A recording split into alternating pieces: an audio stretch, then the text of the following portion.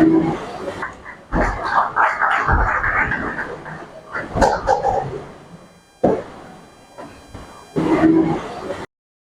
morning. First of all, I would like to thank you for honoring our invitation for this presentation to present to you the book that we have authored, John Eccles and Thomas Aquinas on Human Nature, the science behind what makes human unique. This book is about human nature. It is about dignity of human person and the natural vocation to fraternity. And Ines, a university, a custodian of knowledge, and an incubator of innovation, needs to equip students with skills and mindset that will help them to tackle real life problems. Therefore, it is essential to understand human nature and its destiny, especially what makes humans intelligent. This belief in the transcendence gives birth to a new human culture. This is why to cherish this close relationship that humans have as a meld of faith and reason, science and religion, we have chosen to author this book. And with this book, we asked ourselves, how does a better human look like? This question is not that innocent. In fact, this book did not answer this question. We only gave light or clarified this question. We noted that human beings are animals, but very special animals. Animals which are intelligent, which are conscious, and conscious that they are conscious.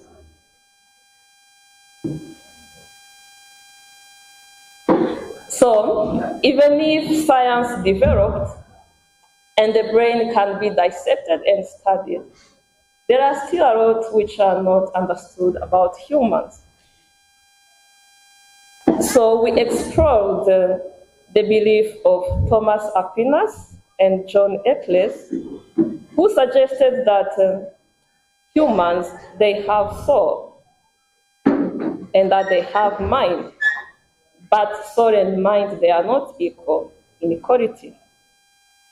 And in fact, for Eccles, he believes that the brain is the seat of the mind, but seat, the metaphorical seat.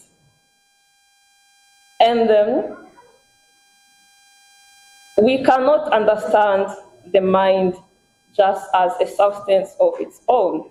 The mind depends on the brain, but also on the whole body.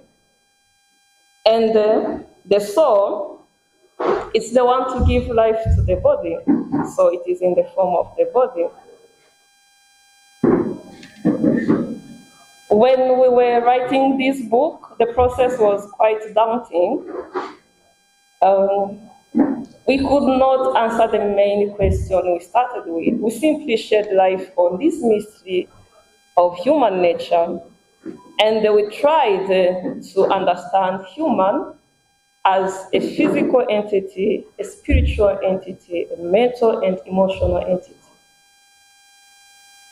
So we wish that this book will be a tool to bring unity between knowledge and wisdom in this scientific environment. Also, we wrote this book in honor of Thomas Aquinas, a man of God, a man of men of the past, of present, and of the future, honoring his triple jubilee, 2023, 2024, and 2025. These jubilees, they honor his death in 1225 his birth in 1225, his death in 1274, and his canonization in 1323 in honor of Aquinas, who is a doctor of the church. So I welcome you to hear much more about what the book discusses. So therefore, I invite the Vice Chancellor to start the presentation of the book.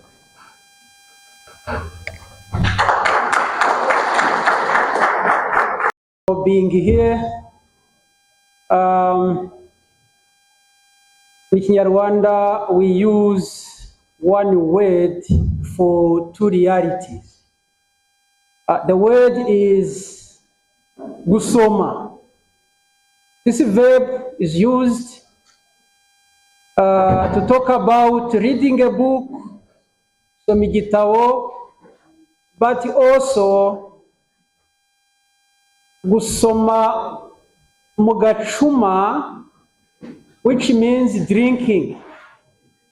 So I think we are very well experienced in drinking than in reading.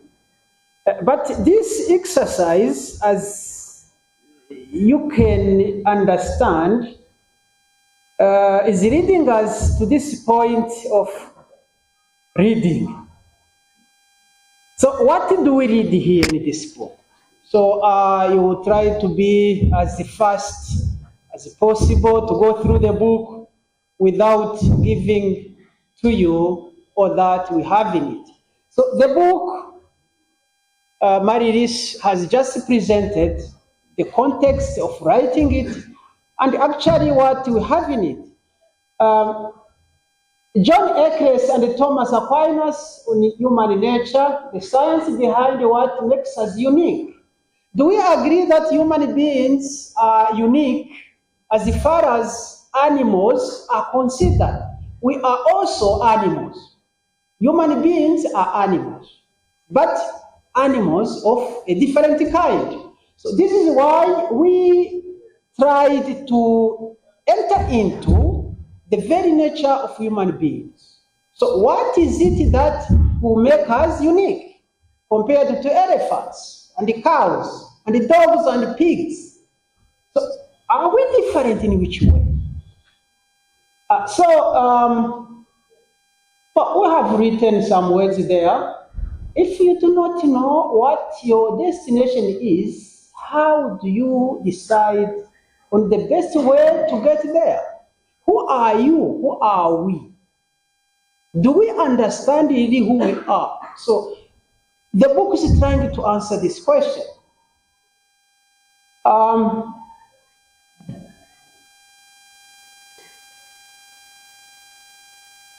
So here I have these two people, John Eccles and Thomas Aquinas. I will not go into details about their lives, but since we are using their work, what we are presenting here is entirely from their work, apart from the last chapter, the fourth, which talks about food and other stimuli, not only food, but mainly talking about food. So this guy near me is Thomas Aquinas. The other one is John Eccles. Thomas Aquinas is very well known in philosophy and in theology. But he did also studies in biology and chemistry and mathematics. And what I can tell you is that in biology is very hopeless. Of course, taking into consideration his time, the 12th century, his biology was still at the beginning of human understanding of himself and biological life. But about philosophy and theology is a giant, is very much respected. So he's a Dominican friar, He did teach in different universities in Italy, Germany, and France. And he came up, actually he died very young, I think 43 years old. But what he left is monumental. So he's a guy who did a lot. The other one is John Eccles.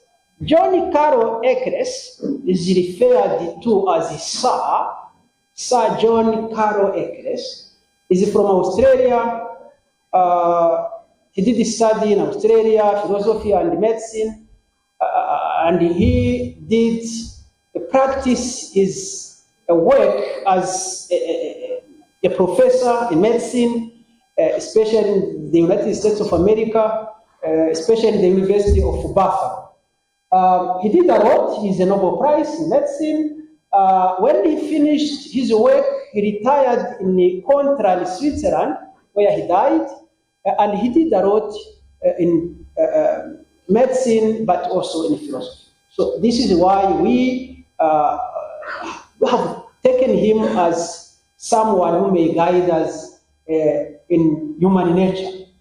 So we are talking about human being. What is this at the center of human being? At the center of human being, we have, of course, human being's body, but also another part, believers in some kind of belief, religious belief. We talk of a soul. Do we have a soul? Really? I remember when the missionaries were in Europe, thinking about Negroes, black people, they did not accept that human being may have a soul as blacks. But one day, especially a philosopher who is not known for good things, a guy called Hegel, developed a very good theory about human beings, about blacks, and he said, did you know these blacks, they also have a soul?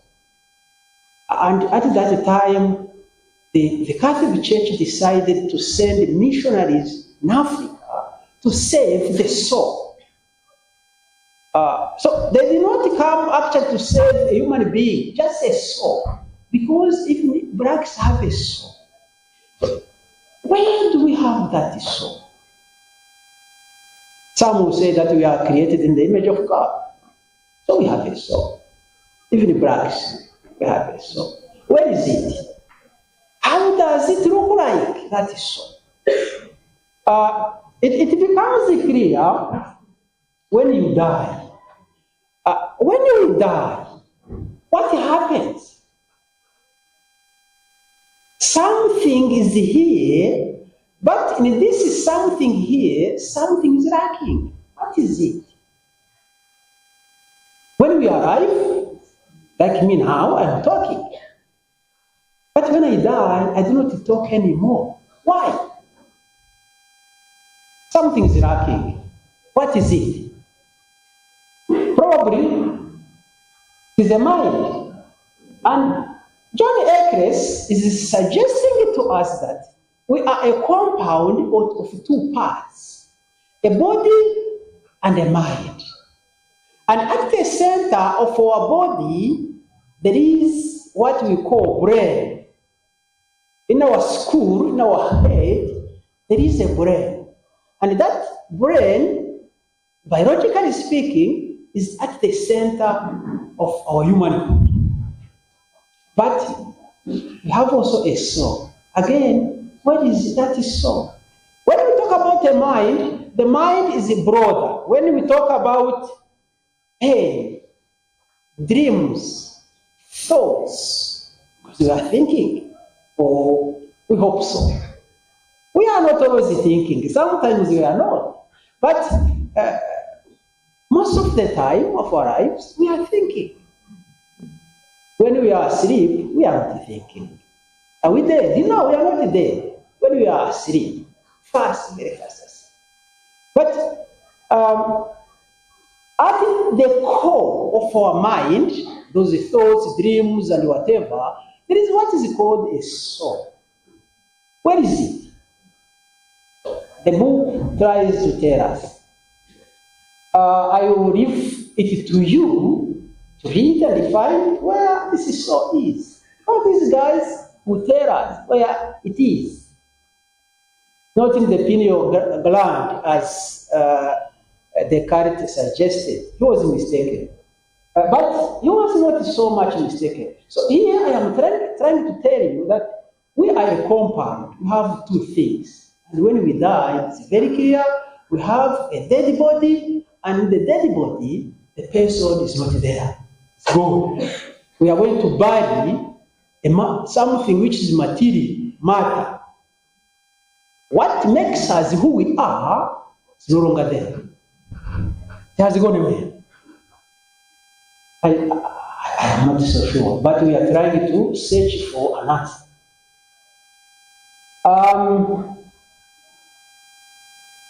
So John Eccles will discuss very much, will take his time to discuss the brain and the mind interaction. These two do interact in our life. Our body and our soul are interacting. In which way? We see it. When we are here, we understand that our two parts are interacting. I think now there is no one who will doubt that we have two parts. If we have all seen someone who is dead, so one part is lacking. So when we arrive, there is this interaction. Brain and mind influence each other. Mental states affect physical health or physical states. Examples: psychosomatic sicknesses. Some will say, but what is psychosomatic? We have the soma, have the body, but we also have the psyche, the mind, the body. They are together. This is why we experience some states, like headache. Did you know that someone may insult you and you have a headache? Because of insults from someone. And someone may insult your mother and you have a headache. It is not touching, just words. Because of these interactions, stomach pain, but we know it. In many instances, when you have a stomach pain, you have this sickness we call stomach. It's not a physical sickness. It's not. You have a problem in your mind, which is creating that. So this is another example of this interaction. We have back pain. Well, probably those who are still young do not know what it is all about. But old people who always complain about the back. And as you age, you are unable to stand straight. You have to bend and walk because of something which is not working properly in your brain. Stress and depression. The majority of us, we are always stressed. Depression, not so much, but in other areas of this world, especially in Europe, there is a lot of stress and depression because of the frenetic life they live. So these are examples of this interconnection. So in the book, we talk a lot about this possibility of the soul and the brain being connected and working together. we are what we eat. So about the food, this is not mine. My list is here to explain that.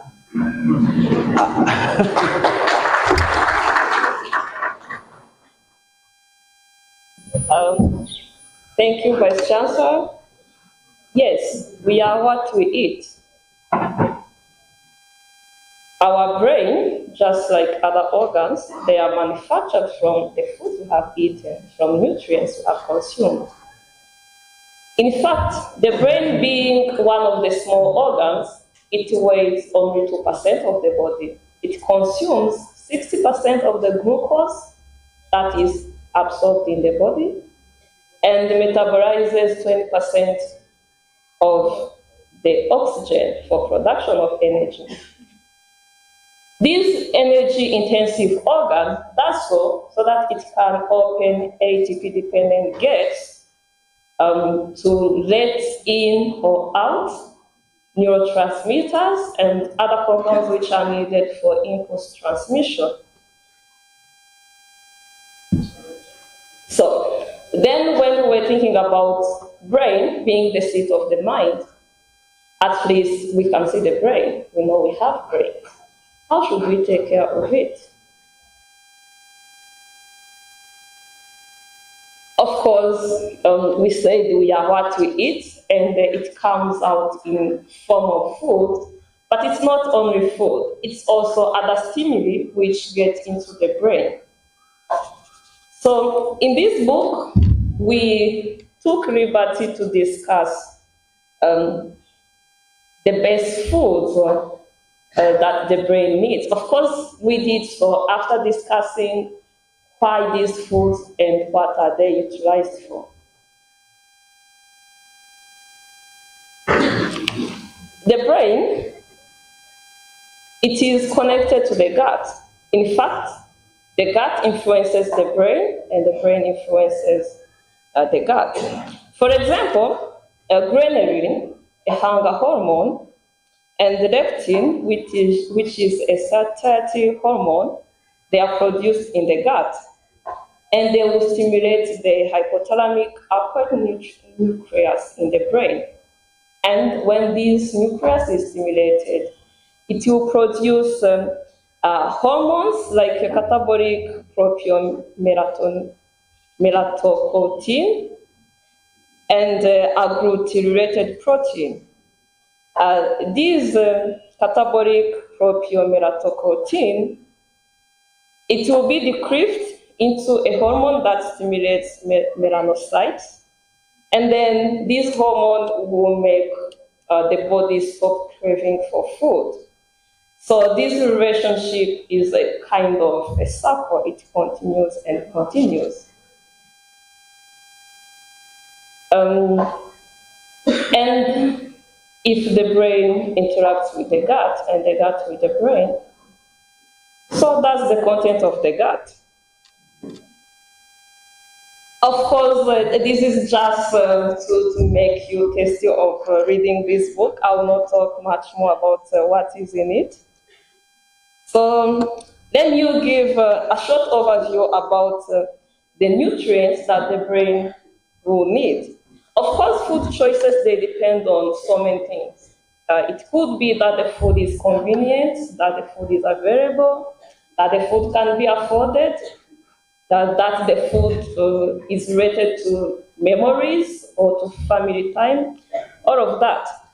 But the core idea in this section is to understand that everything is needed in balance and moderation. So allow me to start with the first nutrient, which is needed in fact in a lot of amounts, which is water.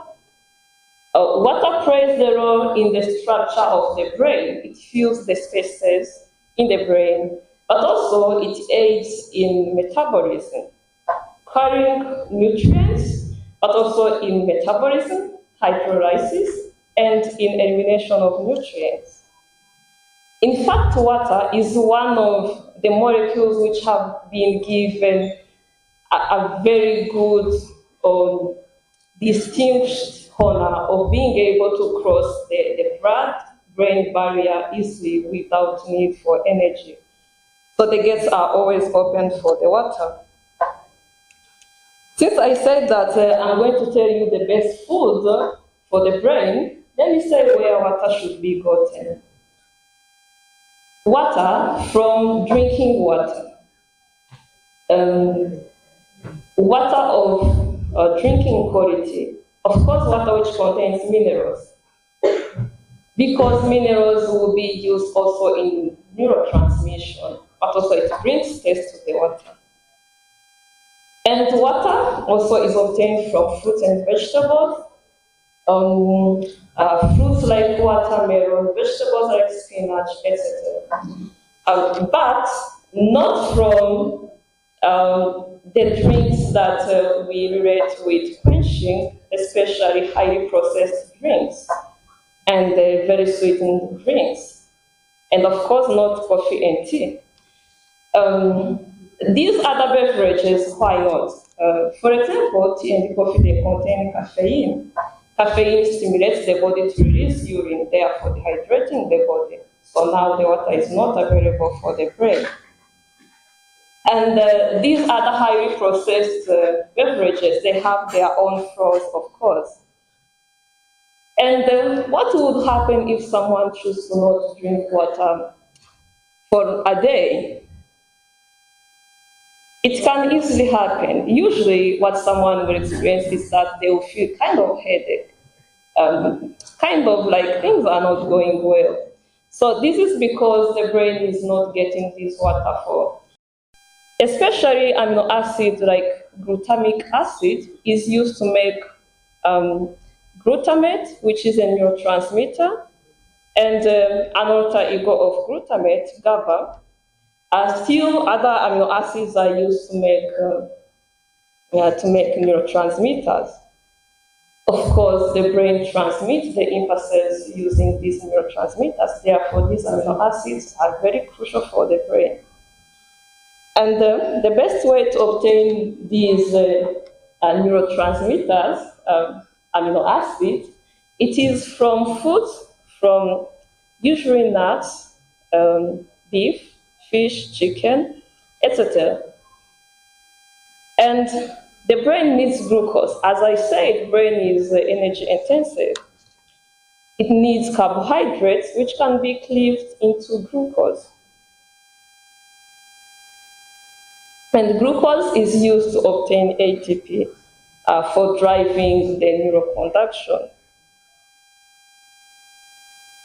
And when one hears glucose, a sugar, they are likely to think of foods which are sweet. The reality is that foods which contain much more of this sugar, they are not sweet. Think about something like beetroot or arrowroot, amatete. They are not really sweet. But the body is able to cleave the sugars they contain into this simpler sugar and then utilize it.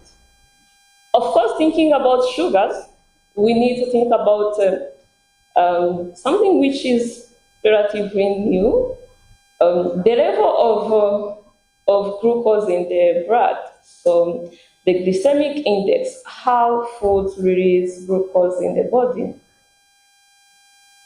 Usually when we think of carbohydrates, we are likely to think of those white foods. And these foods, of course, they contain a lot of carbohydrates, therefore enough glucose. But this glucose will be released in the blood so quickly. And of course, to overwhelm the system.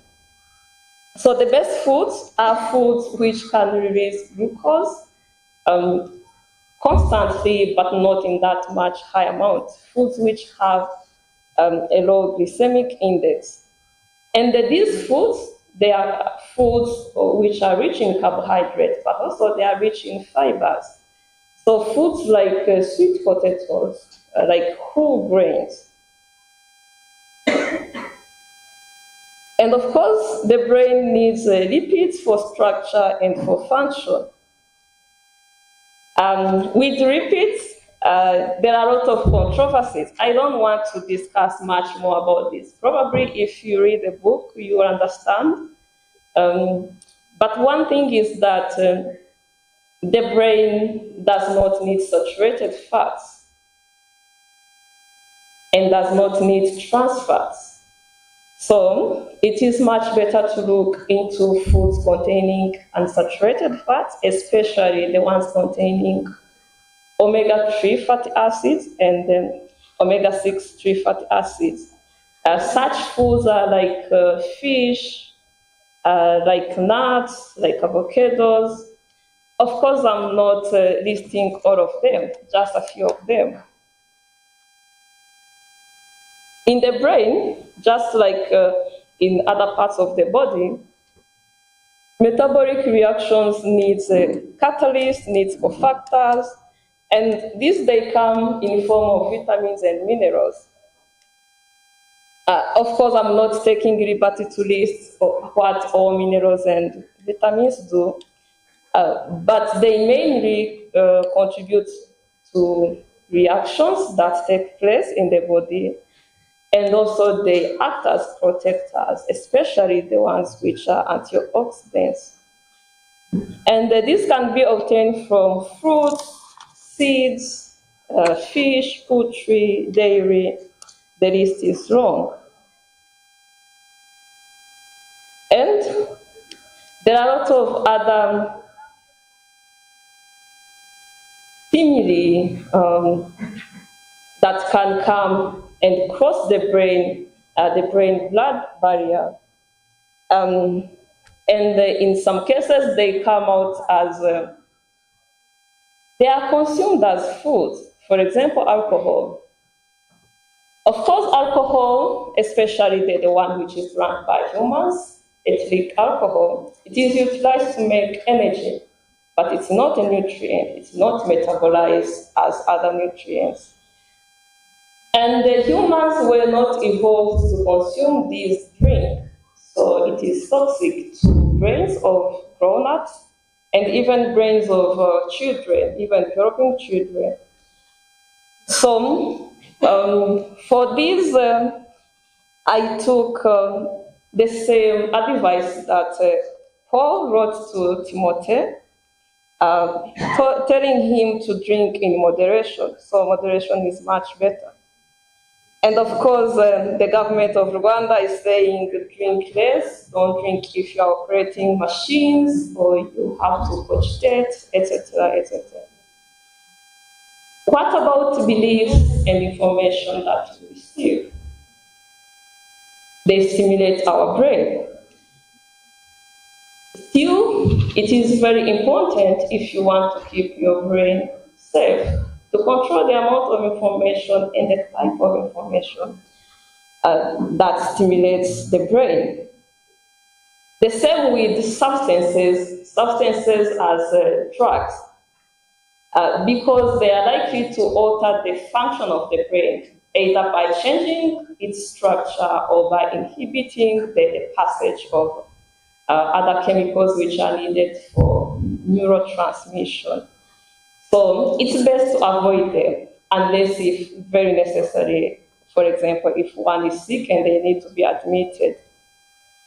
And then it is very important to consider mental exercises, something like meditation, reading, such kind of exercises that make the brain absorb new and important information. Of course, physical exercise is also important, plus rest. So, of course, this is a very complicated, if I can say, overview of what the brain needs in terms of food and stimuli. I can only tell you that it is very important to moderate. And I can conclude saying that, in fact, in some years to come, one regrets what they did not do rather than what they did. So if you have to keep your brain safe, your life safe, so choose and moderate well the foods and stimuli that go into your brain. Thank you. The conclusion, Probably I did not talk about this, but this book has a prologue, the first chapter, the second, the third, the fourth, and an epilogue. What I'm saying here is not actually the epilogue, because the epilogue is just a summary of the whole book with some new information. This is why it's also called an epilogue. At the end of the first chapter, I talk about intelligence and modern technology. So we have three types of intelligences: animal intelligence, human intelligence, and technological intelligence. So here I have brought these two animals here. The first one is an elephant. An elephant is intelligent. Because to appreciate human intelligence, you have to investigate the intelligence we have in other animals. So not only an elephant is intelligent, especially because of its memory. In the evolution of humankind, the evolution of the brain, there is a theory saying that more intelligence came when the size of the brain was more important. It's likely that people with a bigger size of the brain are more intelligent.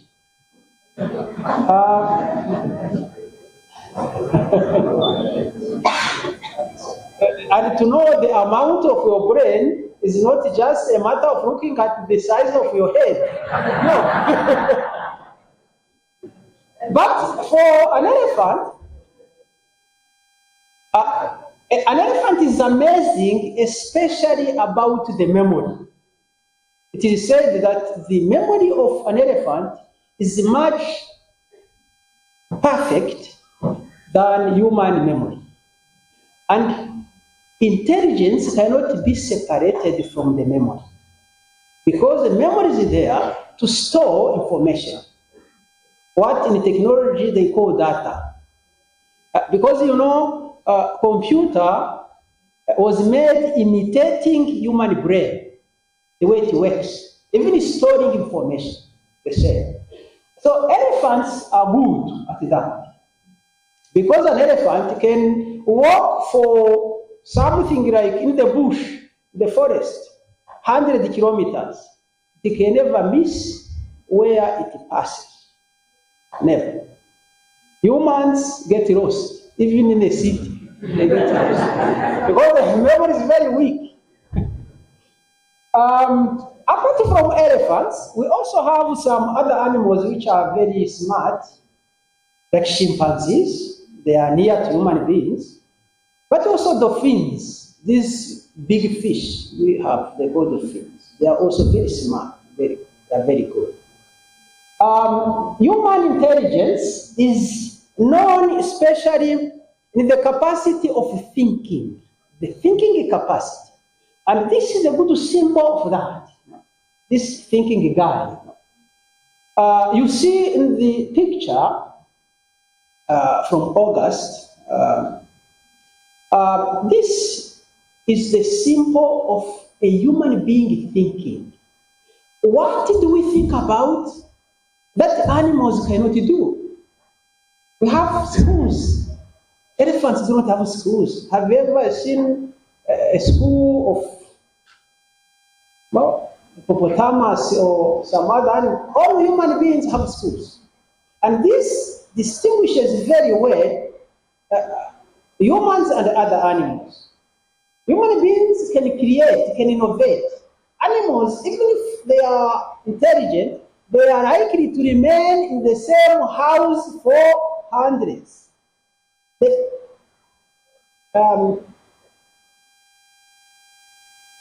What kind of example can you have? Oh, there are some birds, for example, they have good needs where they stay, but they do not improve it. It's always the same. But human beings can have meetings. They meet and they exchange ideas. They come up with conclusions, resolutions to do something differently.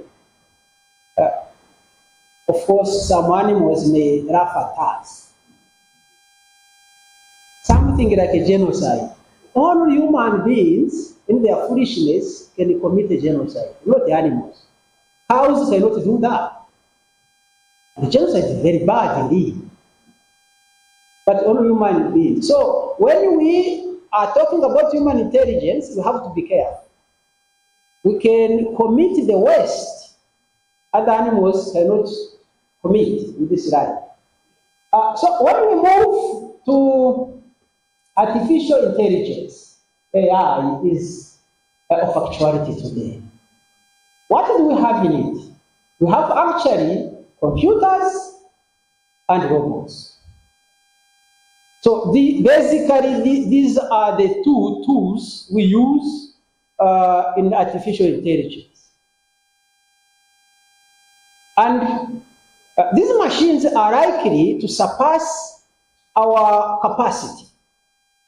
They have already done that. When we talk about the memory, these machines are better than human beings.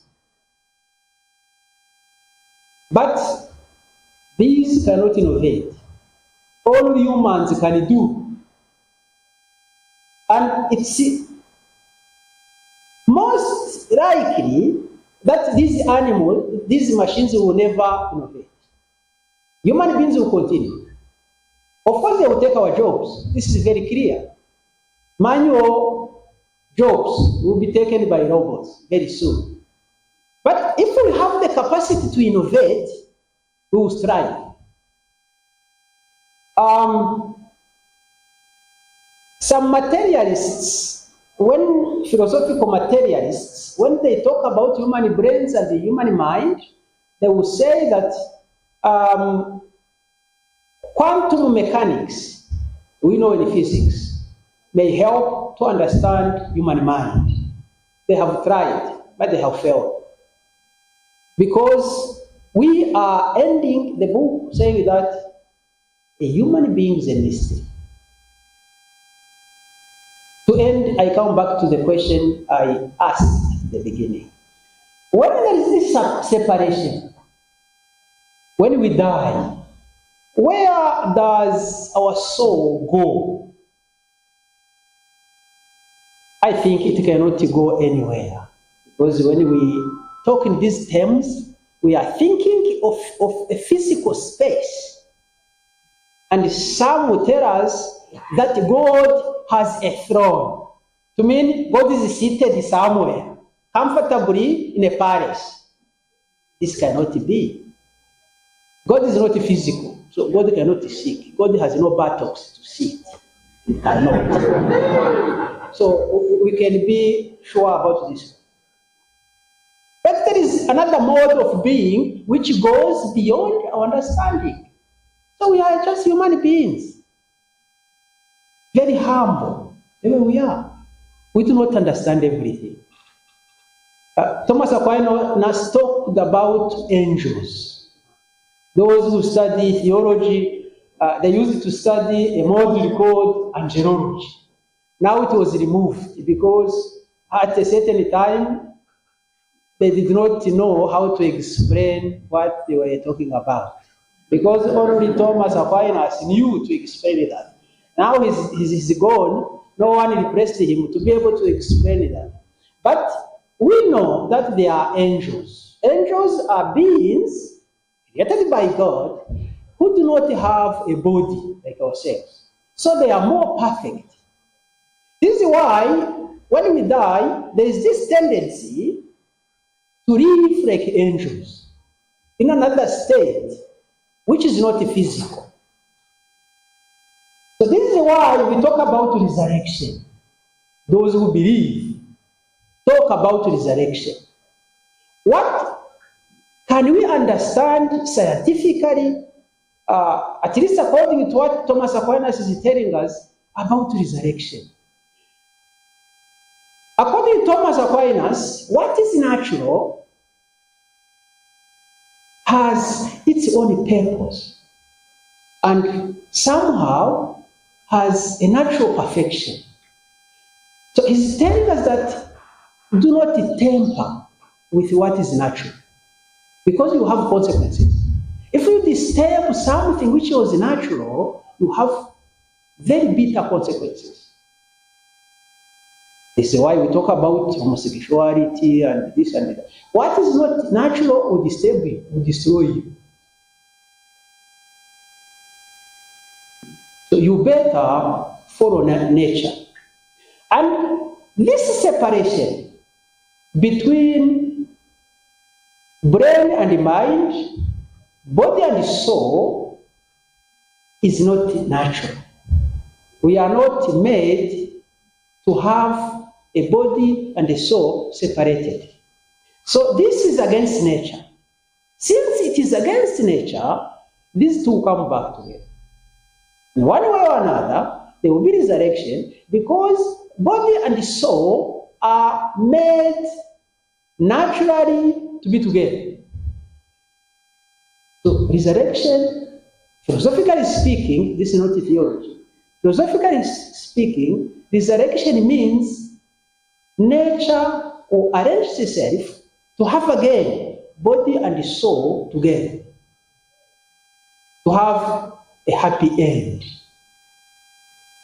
So in the book, I use the Latin expression because in English it was not where we say it, what is called praeter natura. But in English it means against nature. So what is against nature cannot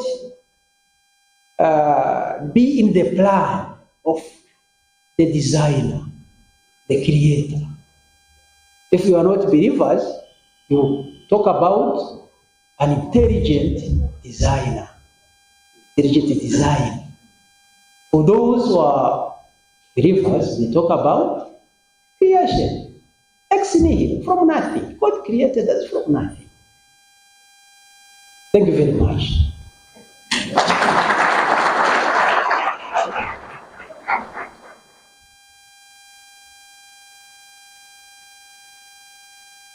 Thank you so much. Thank you so much. My name is Wisdom Uyomulungyo from Biomedical Lab Science. So my question is, in your book you have explored much about John Eccles and Thomas Aquinas. Like, is it possible for the modern neuroscience to actually provide empirical proof about Thomas Aquinas' rational soul? Also, does your book also suggest that there are some human nature that are beyond metaphysics, or they are also beyond scientific measurement? Thank you so much.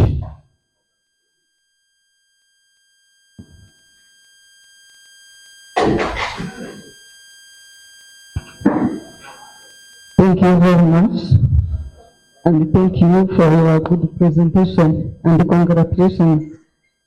I have two questions to ask you.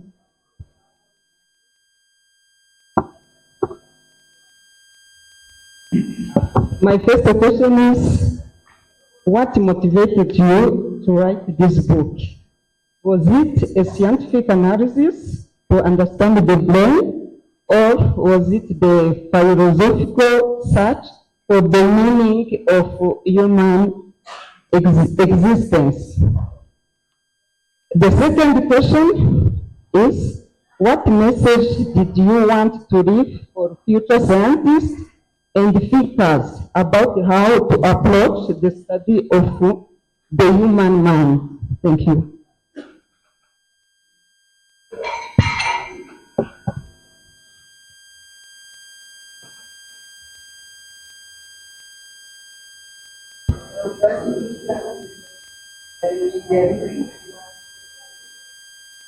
Thank you.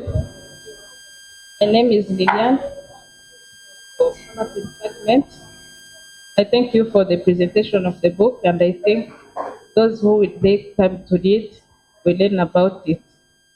I have two questions. First, to say, we have to follow the natural thing.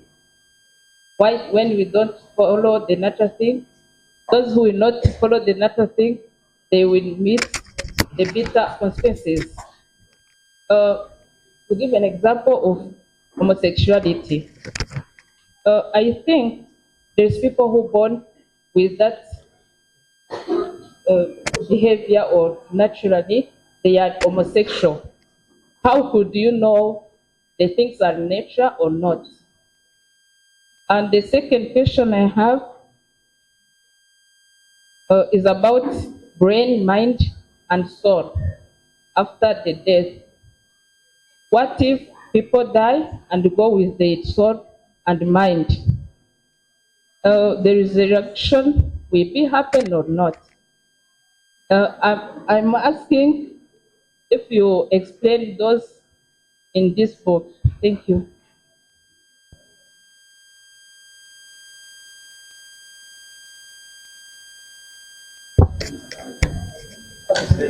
Thank you. Thank you so much. My name is Darius from the Department of Pharmacy. First of all, congratulations for this really in-depth and scientific book, which relates the science and the philosophy and also the religious studies.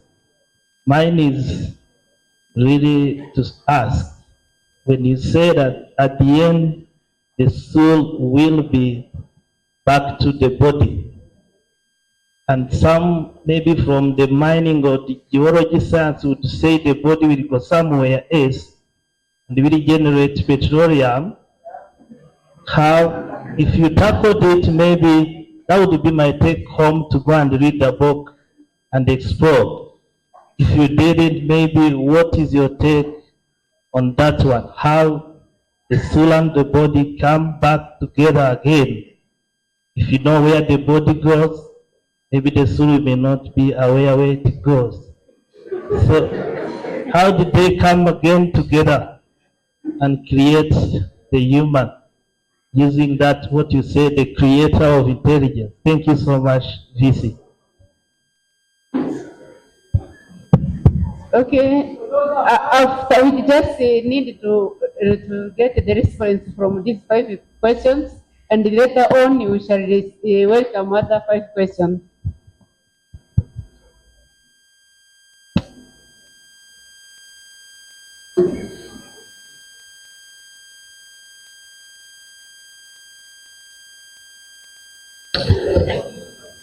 Thank you very much for the questions. I will start with the first one from the Professor Kamana. He asked the question related to genetics, which is supposed to play a role, which is true. And he added culture, society, influence in our uniqueness, and ended with the brain, the body, brain, and the society, which are supposed to be major players in human uniqueness, which is true. So to answer the first one about genetics, when we talk about genetics, we are of course talking about this part at the heart of our human body. So here we are not talking about the soul.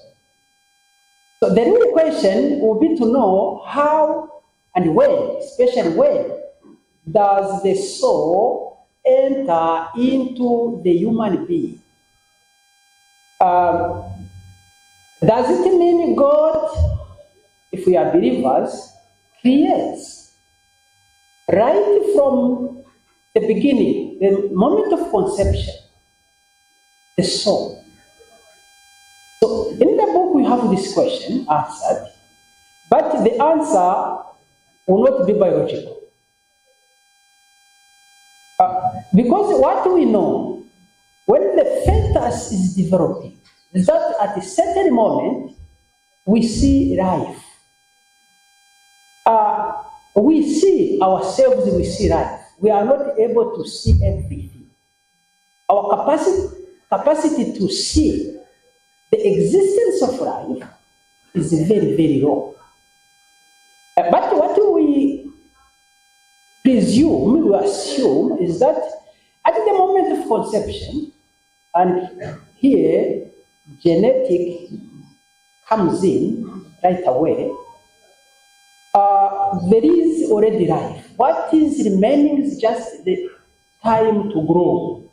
So the human being is growing, starts growing. So genetics remains with what we have summarized in the body, and then we go into it at the center. We talk about the brain. So we are talk about legs, we are talking eyes, talk about other parts. We have taken just one part, which we think is essential. So we are talking about the brain. So brain is the whole body, according to our way of summarizing it. When you read John Eccles, a neurologist, because at university he was a medical doctor, but he was a surgeon of neurons. So all his theory, probably I'm also answering the second question, his medical science was about neurons. Because when we talk about brain, in the book we have even theories which go beyond neurons. He has a creation of what he calls dendrites and cycles. And these two are the two poles, cycles at the side of the mind and the dendrites at the side of the body of the brain, neurons, how they meet and connect. So society, of course, we are a product of education. So, genetically speaking, or the people we are, when we talk about human being, people will tell you, those who took time to study, they will tell you that we are 95% society. And genetics, just 5%. So it depends. We will have different theories, but what is believed is that education plays a role, and education is whatever we have in our society, from early childhood up to old age. Of course, the book will give details about this one. So wisdom from BS is asking us why talk only about John Eccles and Thomas Aquinas, and they do not involve neuroscience, and if we have scientific measurements. Now, this book is mainly about philosophy. This is why, of course, John Eccles, who is a scientist with data, scientific measurements, he has a lot. Of course, in the book we may have some ideas, but our tendency was mainly philosophical, because here we are answering philosophical questions mainly.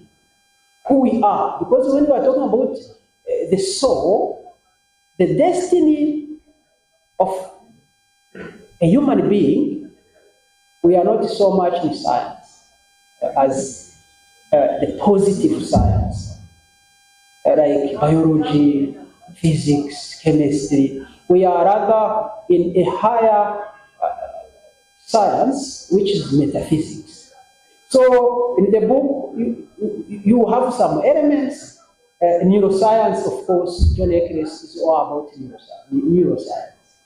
If you can ask two questions, complicated ones, what motivated you to write this book? It is written in the introduction. The bigger part of this book is my thesis for PhD. that I decided to modify to remove complicated and metaphysical theories. So 2 chapters, I have removed them. There is a controversy on the issue of mind-body dualism, which is highly metaphysical. We have removed it. We remained with only what we thought can be digested with people who are not very much invested in metaphysics. So the fundamental question to answer was to understand why are we the way we are. And the question was triggered by the relationship between intellect and emotions. So we know that when you are excited, overwhelmed by joy, you do not think. When you are enraged, out of anger, you do not think either. So this was a trigger to try to understand what happens to us as human beings. So the book actually is answering this, and it would go to try to understand if there is some origin of the soul and its evolution in time, and we have answers which will remain philosophical answers. What message to science, human mind? Science, are we giving a message to science? The simple message to science and the scientists is that they have to be humble. They will not know everything. Because some of scientists, again, in my PhD thesis, I discussed this question about the capacity of scientists to understand the world and understand human nature. They don't have any capacity to understand it fully. Science helps us to understand at a certain extent, not fully. Of course, science has done a lot. When we look at technology, we see a lot. But to understand what is really at stake, science still have problems. For some scientists who say that, no, we know everything. Religion has no space. This is wrong. Utterly wrong. So the message to scientists, you scientists, be humble, search for wisdom in whatever you do. Because this will be very, very important. William from Pharmacy, Nature, she comes to the issue of homosexuality. Homosexuality, I think, is not a sin, but it may also be. It will depend on how you feel, how you are born, what happened to you. And nature has surprises in our lives. Some children may be born with one arm because of defects in nature. Some others are born but are unable to speak. But we know that what is natural, when you are very young, you cannot speak. With time, when you have 2-3 years without speaking, we are preoccupied. Because nature tells us that between 2 and 3 years, a child is supposed to speak. So this is nature. But if there is some accident, something may happen to us. So this is not a fault on our part. We accept it and we are loved, even if we may have some accident which is not in the line of nature. So I will understand this in that way. So the other question was about resurrection. What happens after death? I have to confess to you that using our knowledge, we do not do. So the real answer is to say we do not know. But something we know. We know that someone is dead. We have to bury the person or the body of that person with dignity and respect, because this is important for the deceased, but also important for us. So, in all endeavors, we understand that we have finished our mission here, and we are waiting for what will come to us in the other life. Who knows what is in the other life? Hope. Hope is something which is very important, and hope gives a sense to this life of ours. So we keep hope, and about our knowledge, we are very limited. As I said, we do not have the angelic knowledge, we do not have the knowledge of God. We are just human beings. But we accept that what will happen after death, we do not know. So I connect this with the question of Darius. The question of Darius is a philosophical one. It's very fundamental. We continue to struggle with it. What happens to the body? He says that what is disease can visit us. We can live together. This is why you have to understand character, especially we are living in communion with our deceased one, our beloved one. And if you are Christian, almost all Christians talk about saints. The Catholics, Anglicans, we have the saints. Those who died in the grace of God, who continue to live with us, even performing miracles. The Catholic Church to proclaim a saint, you have to do a miracle. As you are alive, you are not declaring, you are still alive. Then perform a miracle, and this one who prays through your intercession will be accepted to join the company of saints. I think these are my answers. Even the friends are not helping us.